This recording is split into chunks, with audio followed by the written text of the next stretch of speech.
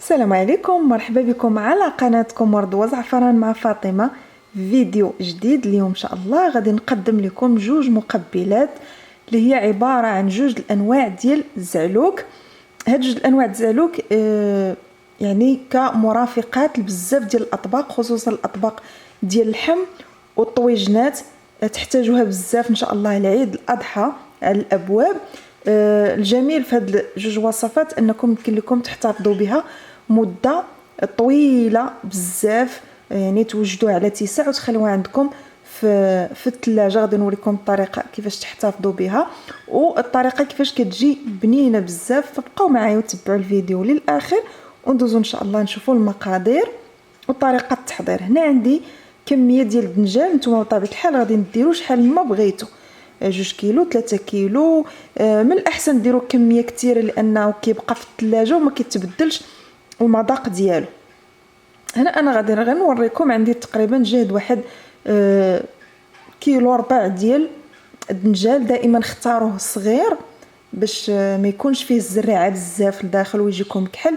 وهي شي مرات راه واخا صغير بحال كيف وقع لي انا اليوم، واخا خديته صغير لقيت فيه الزريعه لداخل كتكون كحله. ملي ما كتكونش الزريعه كيجي بيض وزوين. كناخذوا الدنجال وكناخذ واحد الموس وكنتقبوه بهذه الطريقه هذه مزيان، وغادي نديروه في الفرن على حراره 200 درجه ونخليوه كيتشوى مره مره. نبقاو نقلبوه يعني على الجويه كاملين. هنا عندي كورجيت اولا القرعه الخضراء، غادي ناخذها وغادي نقطعها شرائح اولا دوائر. حتى القرعه غادي تاخذوا بطبيعه الحال الكميه اللي بغيتو. نقطع دوائر اللي تكون يعني السمك ديالها متوسط، ما تكونش رقيقه بزاف حيت القرعه دغيا كطيب. غادي ناخذ واحد المقله، من الاحسن المقله تكون ما كتلصقش. هنا من بعد ما كملت الكميه ديال القرعه اولا الكورجيت اللي عندي كامله درتها في هذه المقله هذه، حيت الا خديتو شي مقله كتلصق غتعذبكم. خصوصا اننا ما غنديروا فيها لا ماء ولا حتى شي حاجه، حتى شي قطره د الماء. دونك المقله ما كتلصقش، غادي تعاوننا بزاف. كندير واحد الكميه مهمه ديال زيت الزيتون. من الاحسن زيت الزيتون، كاع هاد المقبلات كيبغيو اللي طايبين فيها الطريقه كيبغيو زيت الزيتون. غادي نغطي هاد المقله ونخليها على عافيه اللي تكون مهيله باش ديك القرعه تطلق ليا الماء ديالها، ما كنزيد فيها حتى شي ماء وكنخليها كطيب. هنا غادي ندير عندي فلفله دهنتها بزيت الزيتون وغنديرها حتى هي في الفران مع الدنجال تدخل تشوى. ما غاديش تاخذ بطبيعه الحال نفس الوقت ديال الدنجال، هي دغيا غادا تشوى. هنا من بعد كيف كتشوفوا معايا ملي كنغطيو القرعه كتطلق الماء، داك البخار كيرجع عليها وكتطلق بوحدها الماء. كديروا نسيت هنا ما قلتش انكم كتضيفوا الملح باش يلاه كتجي بنينه ما طيبش باسله. يعني ملي كديروا زيت الزيتون كديروا كميه مهمه ديال الملح، حيت القرعه كتبغي الملح شويه. هي من الخضر بحال مثلا القرعه واللوبيا خضراء كيبغيو شويه الملح بالزيت انهم كيكونوا باسلين. بعد ما كطيب لينا القرعه كنضيف تقريبا جهد واحد 3 المعالق كبار ديال المعدنوس الطري، ما يكونش مقطع وكان في المجمد، من الاحسن طري يلا مقطع جديد. وكندير الثومه، كميه مهمه ديال الثومه، واحد 6 الفصوص تقريبا، معلقه ديال الكمون من الاحسن يكون مطحون جديد، معلقه صغيره عامره، معلقه صغيره عامره ديال القزبر حبوب، ومعلقه كبيره ديال البابريكا، وشويه ديال الهريسه على حسب الذوق ديالكم نتوما واش كتبغيوها حاره بزاف اولا متوسطه. صافي وكنبقى كنخلط.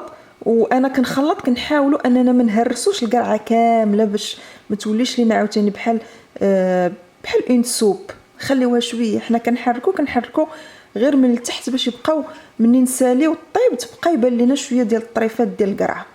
من بعد ما كتشرب ديك الاقامه والثومه كتشحر كنضيف هنايا الفلفله اللي شويت، كنقشرها ونقطعها شرائح وكنضيفها لهاد الزعلوك ديال القرعه. وكيف كتشوفوا دائما كنحرك من يعني بحال هكا من التحت باش ما نعجنش بزاف ديك القريعه، تبقى واحد شويه شاده في راسها. والبوطه هنا كتكون مجهده في الاول فاش كتكون مغطيه كتكون العافيه مهيله باش كتطلق الماء، ولكن اون فوا كنبداو كنشحروا فيها كنجهدوا العافيه على حدها باش ما كيبقاش لينا فيها الماء نهائيا وكتنشف.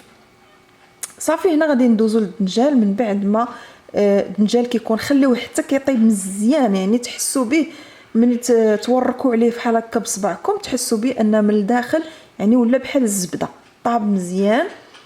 كناخذوه محدو كيكون باقي سخون، كنقطعوه بحال هكا على جوج، وكناخذ واحد المعلقه وكنكرطوا داك اللب اولا داك الدنجال اللي كيكون لداخل. كيف قلت لكم هنا واخا خديت دنجال صغير كيف كتشوفوا معايا يعني كانت فيه الزريعه لداخل، يعني ملي ما كتكونش كيجي بيض دنجال ما كيجيش نهائيا في هذا اللون هذا كيجي، وحتى في المذاق كيجي زوين.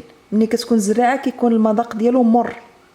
داكشي علاش يعني حاولوا انكم تاخذوا الدنجال اللي يكون جديد وصغير. غادي نستمر بهذه الطريقه حتى كنحيد الكميه كلها، وكنديروا من الاحسن نديروه في شي شبيكه حتى كيتقطر مزيان داك الماء. غادي ناخذ نفس المقله اللي طيبت فيها الزعلوك ديال القرعه، غادي ندير كميه مهمه ديال زيت الزيتون. دائما زيت الزيتون في هاد المقبلات اللي كتكون مشحره، والثومه دائما بالزيت. هنا عاوتاني راه عندي تقريبا واحد 6 الفصوص ديال الثومه كبار كنديرها مع ديك الزويته، وكنخليها غير اون فوا كتبدا كتسخن ديك الثومه كنضيف داك الدنجال اللي خليته بطبيعه الحال درتو في واحد الشبيكه وخليته كيتقطر. كنضيفوا الملح حسب الذوق ونفس التوابل، يعني معلقه صغيره عامره ديال الكمون، معلقه صغيره عامره ديال القزبر حبوب مطحون، معلقه كبيره ديال البابريكا او الفلفل الاحمر، وكنديروا بطبيعه الحال الهريسه حسب الذوق. صافي وغادي هنا عاوتاني غادي نجهدوا البوطه وغادي كنبقاو كنشحروا. هنا الدنجال ماشي مشكل واخا كنمعسوه مزيان، غير معسوه باش يلاه كيتشحر وكيتشرب لينا ديك الثومه والعطريه. وحتى هو نفس الشيء كنزيد الكميه اللي بقات ليا ديال الفلفله اللي مشويه ومقطعه شرائح، وكنبقى كنشحر فيه حتى كيتشرب. وكيكون هذا هو الشكل النهائي ديال هاد جوج مقبلات ساهلين وبساط بزاف كيف شفتوا معايا.